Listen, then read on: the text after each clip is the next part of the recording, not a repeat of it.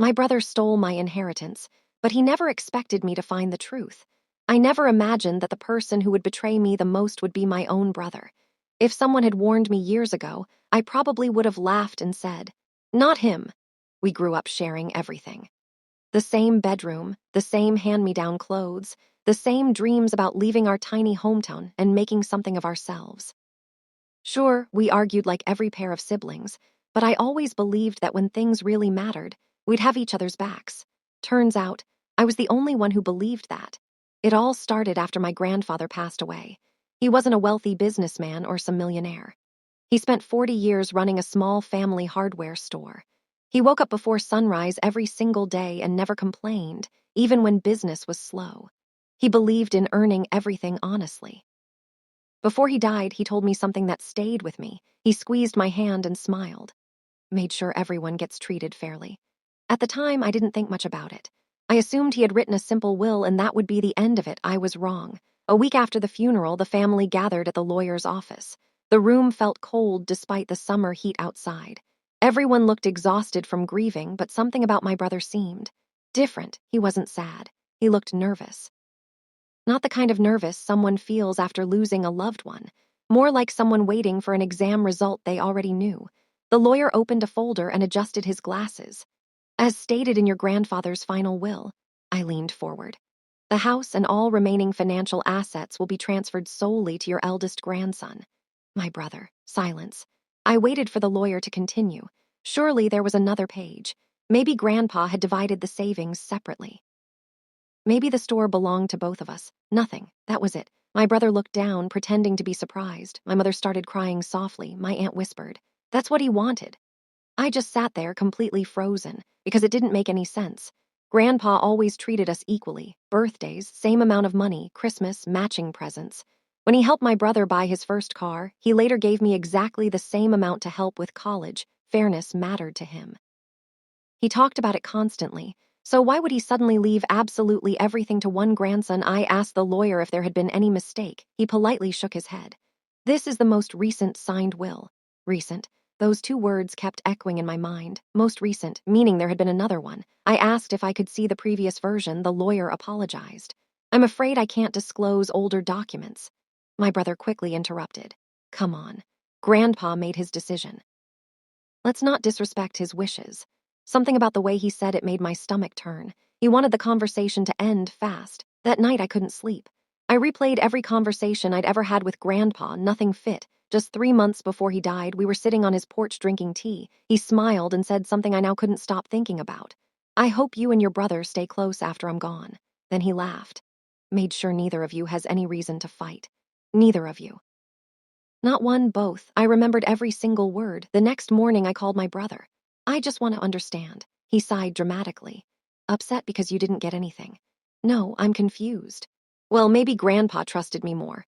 That sentence hit harder than I expected. Trusted him more. The same brother who borrowed money from everyone and never paid it back. The same brother who changed jobs every 6 months because every boss was somehow the problem. It didn't add up. Over the next few weeks, things changed quickly, almost too quickly.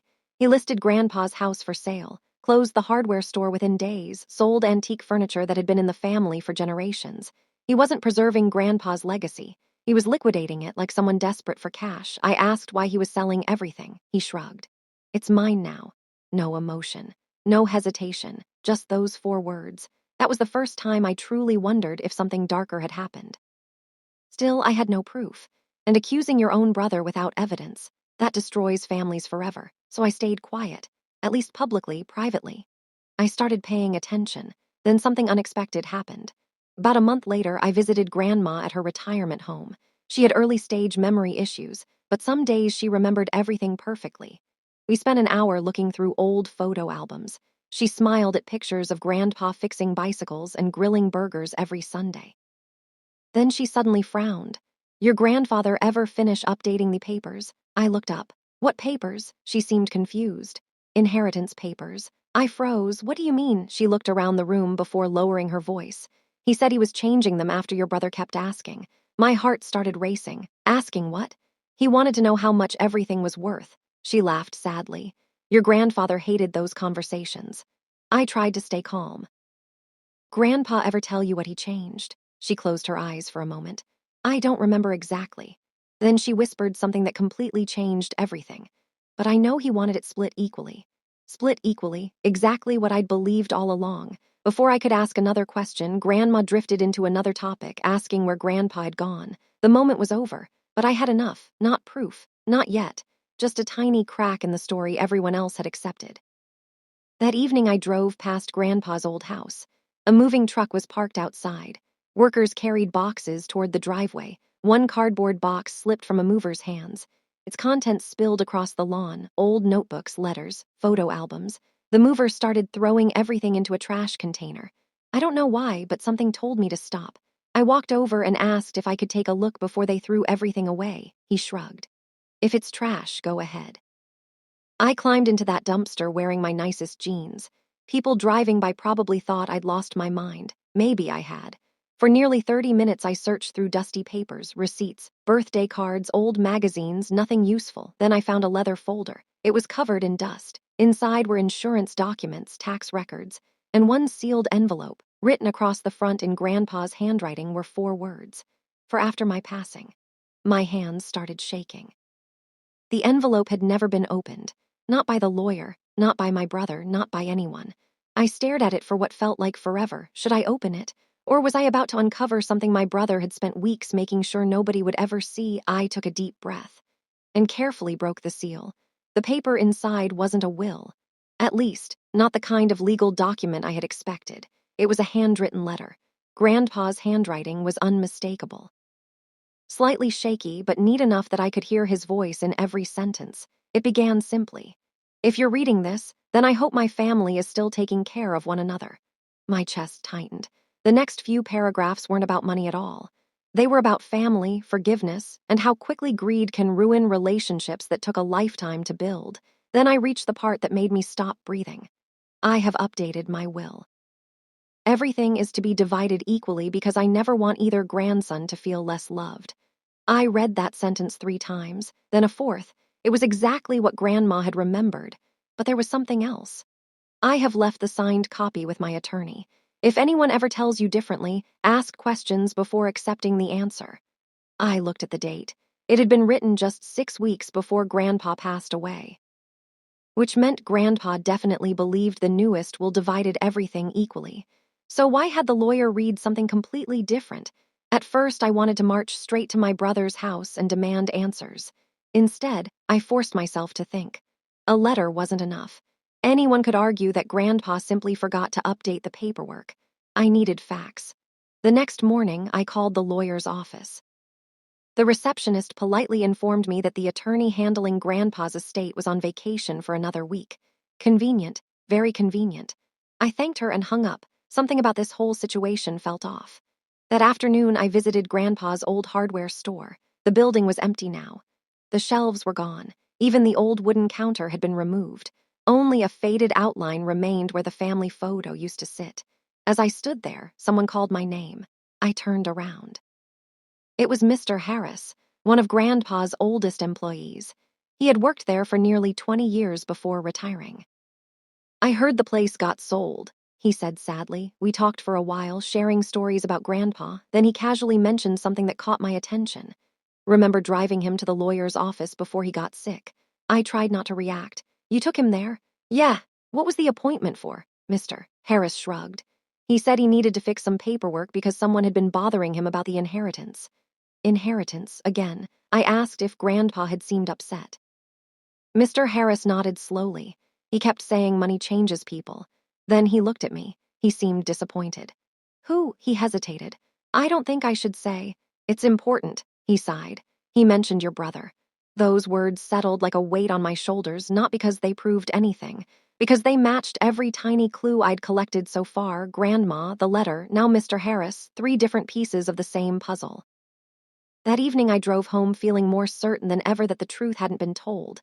Then my phone rang. It was my cousin Emily. She sounded nervous. Can we meet? Sure. Don't tell your brother. That immediately got my attention. We met at a small coffee shop the next morning. Emily kept looking over her shoulder before finally leaning across the table. I wasn't going to say anything. I stayed quiet. But I think you deserve to know. She reached into her purse and pulled out her phone. I took this by accident the day after the funeral. She handed it to me. It was a picture she'd snapped while trying to photograph everyone together. Only the family wasn't in the frame instead. My brother was standing beside the lawyer's car in the parking lot. The two of them were talking privately. The timestamp made my stomach drop. The conversation happened before the will had even been read, before anyone knew the contents. I looked back at Emily. "Did they know you took this?" She shook her head. "I didn't even notice until weeks later." Picture wasn't proof of wrongdoing. People talk, lawyers talk to family members all the time. But combined with everything else, it raised even more questions. I thanked her and left. For the first time, I stopped wondering whether something was wrong. Now I wanted to know how deep it went. A few days later, the lawyer finally returned from vacation. I scheduled an appointment immediately. He welcomed me politely, but the moment I mentioned Grandpa's letter, his expression changed. I found something among his belongings. I placed the handwritten letter on his desk. He read it carefully, his eyebrows slowly lifted. "Never seen this before." Grandpa wrote that he updated his will. Lawyer adjusted his glasses. He did update it. My heart nearly stopped. He did? Yes. Then why was everything left to my brother? He went completely silent.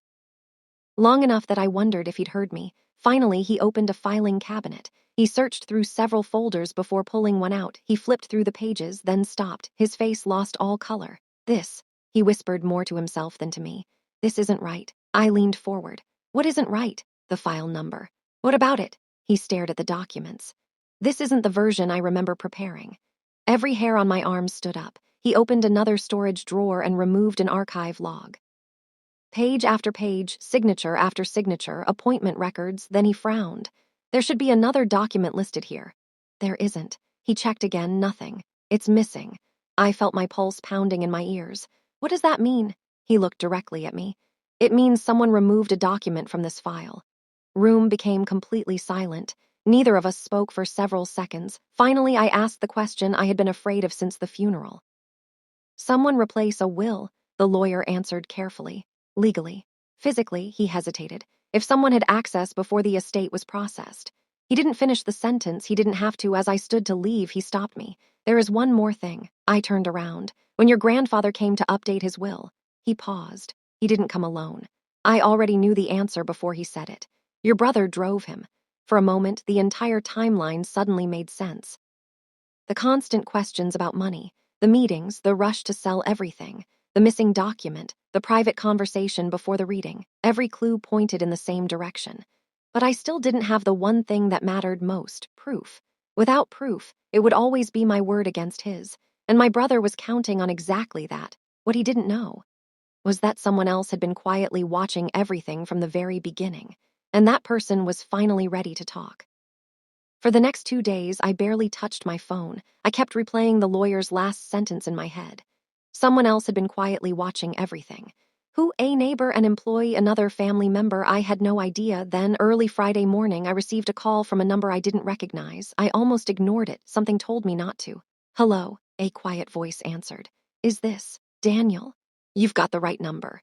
This is Linda. I worked as your grandfather's home health aide during his last few months." I immediately sat up. "I was given your number by Mr. Harris." My heart started racing. "I think we need to talk." We agreed to meet that afternoon at a quiet diner just outside town. When I arrived, Linda was already there, stirring a cup of coffee that had long since gone cold. She looked nervous, not guilty, just worried. "I'm sorry I didn't come forward sooner," she began. "I didn't think it was my place." I nodded. "I understand." She took a deep breath. "But after hearing everything that's happened, I don't think your grandfather would have wanted me to stay silent." I didn't interrupt. Sometimes silence tells people it's safe to keep talking. She reached into her tote bag and pulled out a small notebook. I kept daily notes for medical reasons, dates, medications, appointments, things like that. She flipped through several pages until she found one marked in blue ink. There. She slid the notebook across the table. The entry read, March 14, appointment with attorney. Grandson insisted on driving. Client appeared frustrated after returning home. Said, "I hope he understands fairness someday." I stared at the page. "When he came home," Linda continued, "he wasn't angry. Looked disappointed." "He say why?" She nodded. "He told me he had finally settled everything." "Exactly did he say?" She closed her eyes, trying to remember. He smiled and said, "Now neither boy can complain. Everything is equal." Those words hit me like a wave. Everything is equal, exactly what Grandma remembered, exactly what the letter said, exactly what my brother claimed had never happened. I thanked Linda for coming. As we stood to leave, she hesitated. "There is one more thing." I waited. "The week before your grandfather passed away, your brother visited while I was cleaning the kitchen. What happened?" I wasn't trying to eavesdrop. She looked genuinely uncomfortable. I heard raised voices. My stomach tightened. "What were they arguing about?" I couldn't hear every word. She paused. "But I clearly heard your grandfather say." She looked directly at me, asking me to change it again. Felt every muscle in my body go still, again, not once, again, meaning there had been multiple conversations about the inheritance. Linda continued. "Your brother left about 10 minutes later." "Grandpa okay?" He was shaken. She looked down at her hands. "I remember because he apologized to me." "I'm sorry you had to hear that," he said. I drove home in complete silence. The evidence was starting to form a pattern, not enough for a courtroom, but enough to convince me I wasn't imagining things. That weekend, I decided to do something I should have done much earlier. I requested copies of Grandpa's financial records related to the estate. Most of it was routine: bank balances, property taxes, insurance paperwork. Then I noticed something strange: one withdrawal, a cashier's check. Nearly $15,000, issued 3 weeks before Grandpa died. The memo line simply read, "Legal services." That seemed normal until I looked closer. The payment wasn't made to Grandpa's longtime attorney. It was made to an entirely different law office. I'd never heard of it. I searched the firm's name. They specialized in estate planning. I called first thing Monday morning. The receptionist answered politely, trying to confirm whether my grandfather was ever a client. She asked for his full name. A few moments later, she returned. "Yes." My pulse quickened. "He met with one of our attorneys." "When?" She confirmed the exact date on the cashier's check. "What was the meeting about?" "I'm sorry, I can't discuss confidential client matters." "I understand." I was about to hang up when she added something unexpected. "If you're handling his estate, you may request certain records through the proper legal process." There it was, another door, not wide open, but not completely closed either. I thanked her and ended the call. That afternoon, I received another surprise. My brother showed up at my apartment unannounced. He wasn't smiling. He didn't even pretend to be friendly. "I heard you've been asking people questions." I leaned against the doorway. "Who told you that?" "Doesn't matter." His voice stayed calm, but there was tension underneath every word. "You need to let this go. Just want the truth. You already know the truth. I know your version." His jaw tightened. "Your own good." He took one step closer. "Stop digging." I folded my arms. "All you're doing is tearing this family apart." Looked him straight in the eye. "No, I think someone else started that. The first time since Grandpa's funeral." My brother lost his composure. His face hardened. "You always thought Grandpa liked you better." "That's not true." "You're jealous because I inherited everything." I shook my head. "I'm questioning how it happened." He laughed, a short, forced laugh. "You have nothing." "Proof." "Case." I barely slept that night. Every clue I'd uncovered pointed in the same direction, but I still needed the one thing no one could argue with: a document, something official, something that couldn't be explained away. The next morning, I arrived at the second law office 15 minutes before it opened. I didn't want to give myself time to overthink. When the receptionist unlocked the front door, she recognized me immediately. "Good morning. We received your request." She led me into a conference room while an attorney reviewed the file. A few minutes later, a gray-haired lawyer walked in carrying a thick folder. He introduced himself and sat across from me. "I understand you're trying to resolve questions about your grandfather's estate." He opened the folder. "Before I say anything, I need to verify your identity." After checking my ID, he nodded. "There are limits to what I can disclose today." "I understand. I can confirm something important." I leaned forward. "Your grandfather met with us because he wanted to prepare a completely new estate plan." My heart skipped a beat. "A completely new one?" "Yes." He explained why. The attorney looked down at his notes. "He told us he wanted to avoid future conflict between family members." That sounded exactly like Grandpa. He repeatedly used the phrase. The attorney glanced at the page. "Everything should be divided fairly." There it was again. Fairly, equal, neither grandson should feel less loved. Every witness remembered the same thing. The attorney continued. "We prepared the documents according to his instructions." "They signed?" "Yes." "Properly notarized?" "Yes." I could hardly believe what I was hearing. If that's true, I struggled to find the words. Then why wasn't this the will presented after he passed away? The attorney took a slow breath. That question has troubled me as well. He reached into the folder and carefully removed a photocopy. I can't release the original today. I am authorized to let you view this. He placed it in front of me. At the top of the page was my grandfather's name. Below that, the estate was divided equally between my brother and me, exactly 50-50. I stared at the page until the words blurred. I wasn't crazy. Grandpa hadn't changed his mind. He had done exactly what he'd promised. I looked back at the attorney. So how did a different will end up in probate? He folded his hands. I don't know. I can tell you this. Office never filed any request to revoke this document. I frowned. What does that mean? It means, according to our records, he paused, the equal will remain valid when your grandfather left our office. A chill ran down my spine. Someone hadn't simply misunderstood Grandpa's wishes. Somewhere between that office and the probate process, something had gone terribly wrong. The attorney handed me a business card. If this matter goes before a judge, our office will fully cooperate. I thanked him and walked outside. For the first time in weeks, I felt hopeful until my phone rang. It was my cousin Emily. She sounded panicked. Where are you? Leaving the law office. You need to come to Grandpa's house. It's already sold. I know. The new owners just found something. 20 minutes later, I pulled into the driveway. The new owners were renovating the basement. One of the contractors had removed an old wooden cabinet that had been built into the wall decades ago. Behind it, they found a small metal lockbox. The homeowners had no interest in keeping it.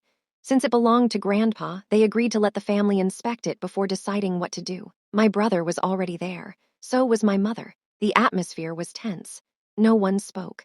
The contractor placed the dusty lockbox on the kitchen table. It wasn't locked anymore. The hinges had rusted open.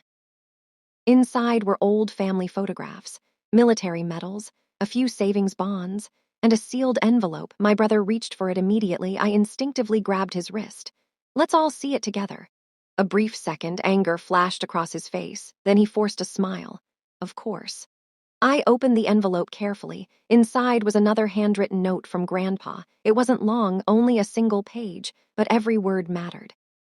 It read, if this letter is ever needed, it means something has gone terribly wrong. Everyone in the room fell silent. I kept reading. I have signed my final will with attorney Michael Reynolds. It divides my estate equally between both grandsons. If any other document appears claiming otherwise, I ask that it be investigated immediately. My hands started shaking. I slowly lowered the paper. No one said a word. Not my mother, not Emily, not even the contractor. Every eye turned toward my brother. His face had gone completely pale. He opened his mouth, closed it, then finally managed to say, I've never seen that before. No one answered him because for the first time, no one believed him. Then something happened that I never expected. My mother quietly walked over to the table. She looked at the letter for several seconds. Then she looked directly at my brother. Her voice was calm, almost too calm. Is there anything you want to tell us? He immediately shook his head. No, nothing at all. No. She nodded slowly. I gave you 3 chances. He frowned. What are you talking about? She reached into her purse. I wasn't sure if I should ever show anyone this. She placed a small USB flash drive on the table. I found this while cleaning your father's desk after the funeral. Everyone stared at it. My brother looked confused. What is it? She met his eyes. A security camera backup. Room went completely silent. Camera overlooked the front porch. She swallowed hard. It recorded everyone who visited your grandfather during his final month. My brother's confidence disappeared instantly, because whatever was on that drive, he knew it could finally answer the one question that had haunted all of us since the day Grandpa died. And judging by the look on his face, he already knew exactly what it would show. No one touched the USB drive. It sat in the middle of the kitchen table like it weighed 100 pounds. My brother was the first to speak. This doesn't prove anything. No one answered him. My mother picked up the drive and looked at me. Never watched it. You haven't, she shook her head. I couldn't bring myself to. There was a long silence. Finally, the new homeowners offered to let us use the television in the living room. The contractor found an old laptop in his truck that had a USB port. Within a few minutes, everyone was gathered around the screen. The folder opened. There were dozens of video files, each labeled with a date and time. My mother clicked the first one. Nothing unusual. A mail carrier dropped off a package. Another clip showed a neighbor returning a borrowed ladder. Then we opened a recording from the week before Grandpa passed away. There he was, Grandpa slowly walking to the front porch with his cane. A few seconds later, my brother's car pulled into the driveway. No one in the room spoke. The timestamp matched the date Linda had written in her notebook. My brother stepped out of the car carrying a brown document envelope. He looked around before walking inside. The camera couldn't see what happened in the house. It only recorded the porch. Nearly 40 minutes passed. Then the front door opened again. Grandpa stood in the doorway. Even through the grainy footage, I could see he looked exhausted. My brother followed behind him. He was talking rapidly. Grandpa shook his head. Once, twice. Then something unexpected happened. Grandpa pointed toward the driveway. He was telling him to leave. My brother threw his hands into the air in frustration. Before walking to his car, he turned back one last time. Even without audio, his body language said everything. He was arguing, demanding something. The video ended. The room stayed silent. My brother folded his arms. So what? It shows we had an argument. Families argue. That's all.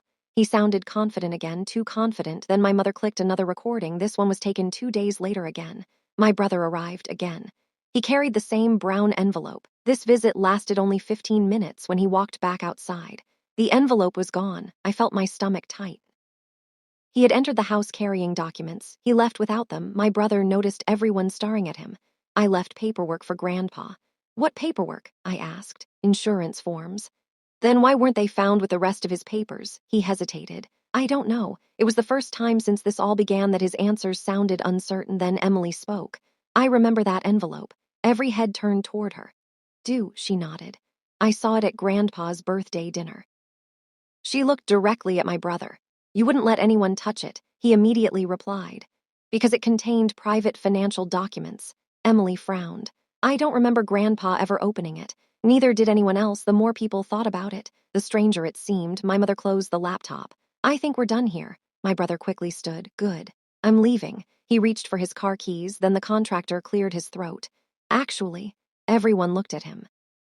When we found the lockbox, he pointed toward the basement. There was something else.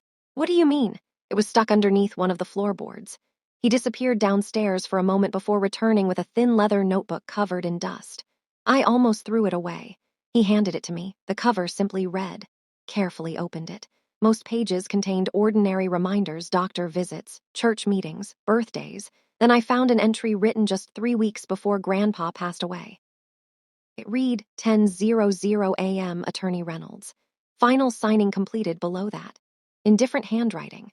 Someone had scribbled, canceled. I stared at the page. Grandpa would have never written that. His handwriting was neat. This word looked rushed, almost angry. The attorney had already confirmed the appointment happened. So why would someone later write canceled? I looked closer. The ink color was different pen, different pressure. Someone had added that word afterward. I slowly looked up.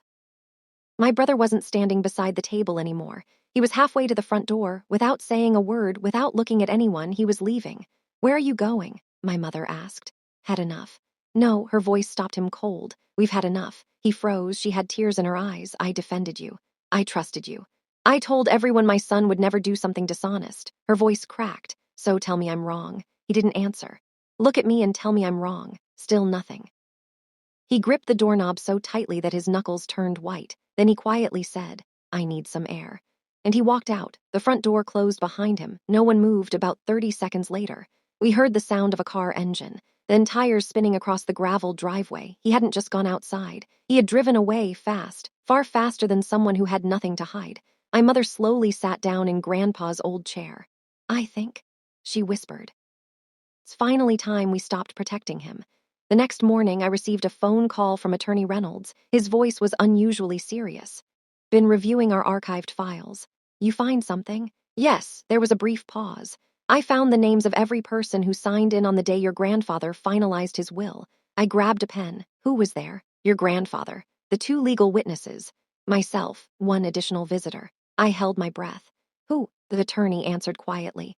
Your brother. Then he added one sentence that changed everything. And according to our security log, he returned to the office alone later that same afternoon. Why would he come back alone? What happened after Grandpa had already left? The answer was finally within reach. And this time, there would be an official record waiting for us. That night felt longer than any night I could remember. I kept staring at the attorney's business card on my kitchen table. One sentence echoed in my mind. He returned to the office alone later that same afternoon. Were only a few possibilities, and none of them were good. The next morning, I met Attorney Reynolds as soon as his office opened. He already had several folders spread across the conference table. "I spent most of last night reviewing our archives," he said. "I think I found the missing piece." I sat down without taking my eyes off the folders. "What did you find?" He slid a visitor log toward me. Every person who entered the building that day had signed their name. At 9:52 a.m., Grandpa at 9:54 a.m., my brother, everything matched what we'd already learned. Then I looked farther down the page. 2:41 p.m. My brother's signature appeared again. Grandpa's name wasn't beside it. "He came back alone," I whispered. Attorney Reynolds nodded. "Yes. What happened during that visit?" He opened another folder. Receptionist made notes after every client interaction. He found the page he was looking for. Then he turned it so I could read it. 2:41 p.m., grandson returned requesting paperwork. Advised that original documents could not be released without the client's authorization. Visitor appeared frustrated and left after several minutes. I looked up immediately. "So he asked for Grandpa's documents?" According to this note, "Yes, you did." A strange feeling settled over me. If the law office refused to hand over the documents, then my brother hadn't gotten them there. So where had the other will come from? Attorney Reynolds seemed to be thinking the same thing. "There is one more record." He reached for a sealed envelope. "This stayed in storage because we never imagined it would become relevant." Inside was a copy of the receipt Grandpa signed after completing his estate plan. At the bottom was a handwritten instruction. "Original will to remain secured until requested by client or released according to law." The original had never left the office, which meant the document presented after Grandpa's death couldn't have come from Attorney Reynolds. That realization narrowed everything. Someone hadn't replaced the will at the law office. Someone had relied on a different document entirely. As I was leaving, the attorney stopped me. "Already contacted the probate court." "You did?" "I believe the court should review this matter." It wasn't an accusation. It wasn't a conclusion. It was simply the right next step. 3 weeks later, a hearing was scheduled. I hadn't seen my brother once during that time. He ignored every phone call. He didn't answer messages from our mother. Even our aunt admitted she hadn't heard from him. On the morning of the hearing, the courtroom was quiet. No dramatic shouting. No surprise witnesses bursting through the doors. Just a judge, attorneys, and our family. The judge listened patiently as Attorney Reynolds explained his records. Then the attorney who had originally handled Grandpa's estate was called to testify. He looked uncomfortable from the moment he took the stand. He explained that the will admitted to probate had appeared complete and properly signed when it was submitted. The judge asked an important question. "You personally witnessed the signing of this document?" "No." "Submitted it?" The attorney checked his file. "It was delivered after Mr. Thompson's passing as part of the estate paperwork." "I whom?" There was a brief silence, then he answered. "The eldest grandson." My brother, every eye in the courtroom turned toward him. He shifted in his seat but said nothing. The judge continued. "Did anyone compare this document with records from Attorney Reynolds' office?" "No, Your Honor." "Not. There was no reason at the time to believe another executed will existed." The judge nodded thoughtfully. Then Attorney Reynolds presented the certified copy of Grandpa's equal will. The courtroom became silent. Page by page, the judge compared the two documents. The signatures looked similar. The formatting was different. Several clauses had been changed. Most importantly, one version left everything to my brother, the other divided everything equally. The judge closed both files. "This matter clearly requires further examination." My brother finally stood. "I didn't do anything wrong." No one interrupted him. "I only submitted the paperwork I believed was correct." Judge looked at him calmly. "Then you'll have every opportunity to explain where that paperwork came from." "The first time since Grandpa died." My brother had no quick answer. He opened his mouth, paused, then quietly sat back down. The hearing ended with one decision. The estate would remain under review until the authenticity of the competing documents was determined. It wasn't the dramatic ending people expect from movies. There were no handcuffs, no shouting, no instant victory. Real life rarely works that way. The truth usually arrives one document, one witness, and one difficult conversation at a time. As we walked out of the courthouse, my mother caught up with me. She looked exhausted. "I don't know what the final decision will be," she said. "But I'm proud of you." "What?" "For asking questions instead of giving up." A few months later, the court accepted Attorney Reynolds' records and the supporting evidence as the more reliable account of Grandpa's final intentions. The earlier probate order was set aside. and the estate was redistributed according to Grandpa's equal estate plan. The money mattered, the house mattered, but none of that compared to one simple fact. Grandpa's final wish had finally been honored. My relationship with my brother never returned to what it once was. Trust, once broken, isn't repaired by a court order. It's rebuilt through honesty, and that only works if both people are willing. He eventually moved away. We exchange the occasional holiday message, but that's about it.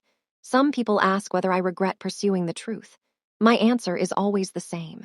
If I had stayed silent, everyone would have believed Grandpa chose one grandson over the other.